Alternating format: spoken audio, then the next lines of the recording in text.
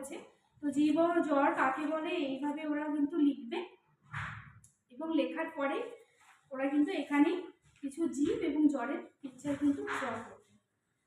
এরকমভাবে ওরা every Saturday Sunday কাজগুলো করতে থাকুক।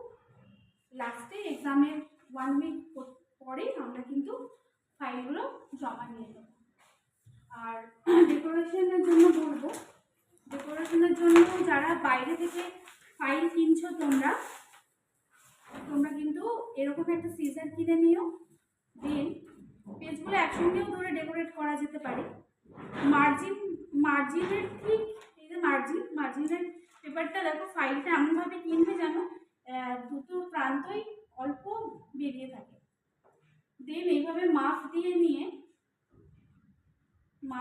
নিয়ে একটা ইমাজিন করে এইটা এইভাবে স্লটটা বানিয়ে নেবে, একটা রেখা বানিয়ে নিলে, তাহলে তুমি একটা মাপ পেয়ে গেলে।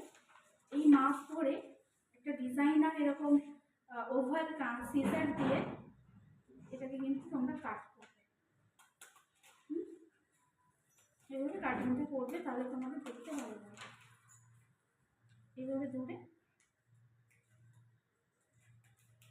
একসঙ্গে অনেকগুলো কাট করবে, তাহলে সিজারটা খুব সুন্দরভাবে কাজ করবে।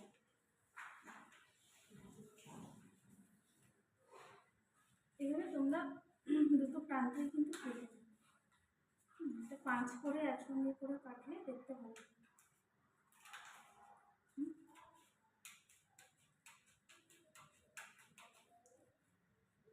একসঙ্গে 5টা বা 10টা পেপার নিয়ে একসঙ্গে কাট করে নেবে এই ফাইলের মাপ দিয়ে, তাহলে দেখবে একটা ওভাল শেপ চলে আসবে।